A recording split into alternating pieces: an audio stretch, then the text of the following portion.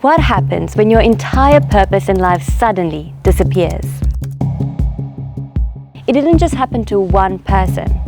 It happened to 2 million people across Japan. This is Aizuwakamatsu in Japan, the last place that samurai existed like they had for centuries. But who were the samurai really? What did their daily lives look like? And how did it all end?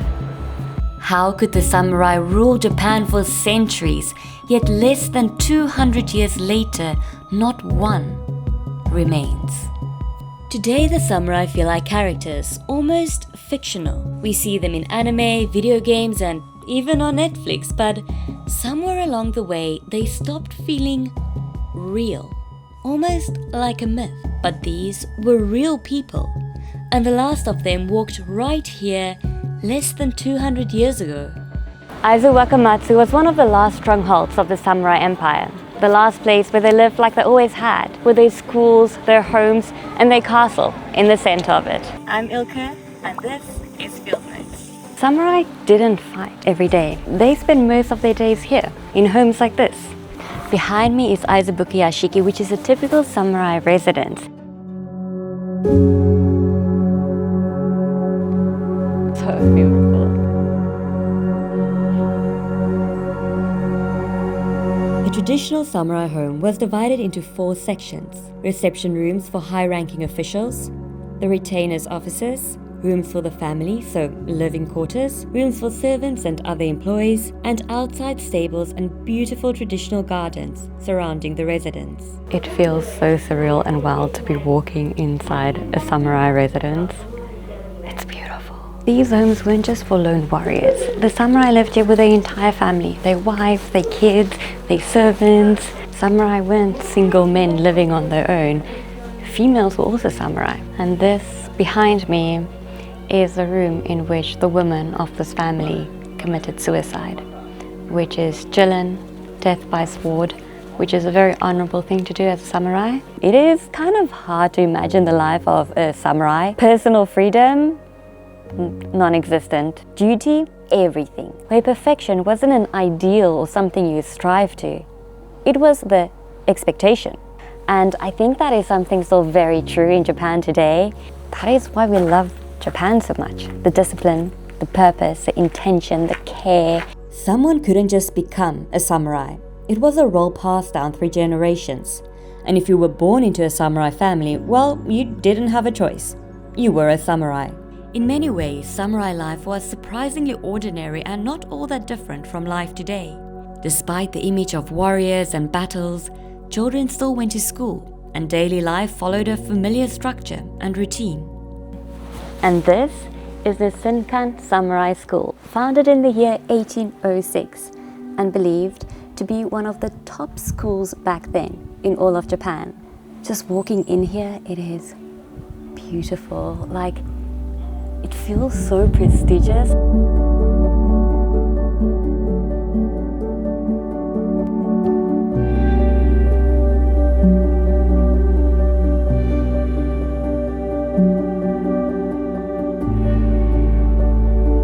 Although the school system might be quite similar to what we know today, the subjects were quite different, like horseback riding, archery, swordsmanship, philosophy, astronomy, calligraphy. The textbooks were centered on Confucianism, a philosophy built around ethics, discipline, and fulfilling your role in society. In many ways, their first years were less about becoming a warrior and more about learning how to think. I'm heading up to the observatory right now. Wow, the views from here. Oh my. I mean, it's huge. You look over the whole city of Aizuwakamatsu. Where they practiced shooting, classrooms, archery. So there's the pool. This is the oldest swimming pool in Japan, and samurai students used to practice in full armor on horseback going through here. And right here is where they studied firing with guns. People often think that the samurai only used katanas, the swords, and archery, but they had guns back then, and they were very good with guns. The acclaimed Netflix series Last Samurai Standing was actually filmed at this school, and some of the original costumes and props are still on display. But learning didn't end when the school bell rang. For a samurai, growth was continuous. Like this garden. This is Oyakuen Garden, here in Aizuwakamatsu. Strength for the samurai didn't just come from physical strength, but also from the mind.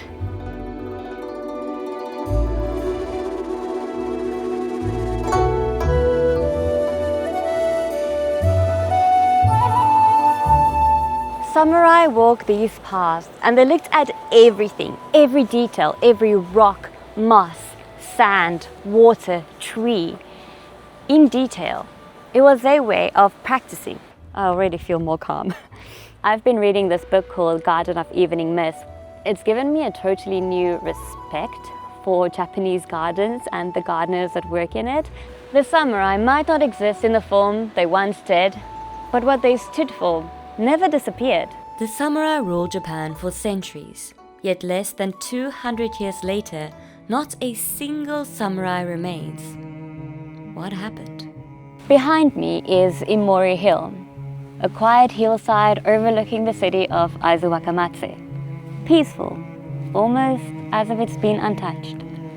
But in 1868, this is where a group of teenage boys made their final stand, trained to live by honor, by loyalty, a code that left no place for surrendering. They were standing on top of this hill, overlooking the city, when they saw smoke coming from the city. They believed the castle had fallen, that everything they were meant to protect was gone. Not out of fear, but out of duty. One by one, they took their own lives. That was a dignified thing to do as a samurai.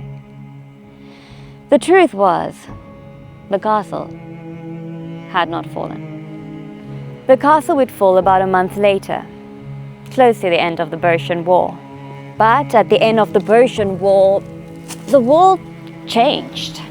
They were no longer an exclusive warrior class, and through conscription, any man could become a soldier.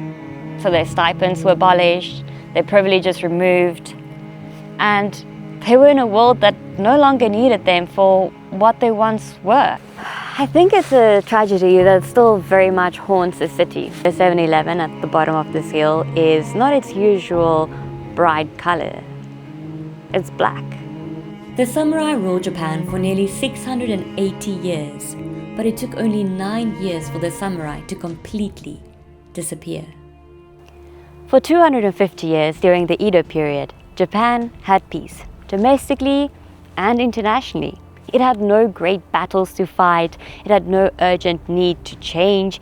You see, Japan was cut off from the world. It is an island, but it was living in this beautiful bubble of itself. It had no foreign contact with the outside world. Foreign books were banned. The people here didn't know what was happening outside Japan. There was a little bit of trade with the Dutch and with the Chinese, but very little.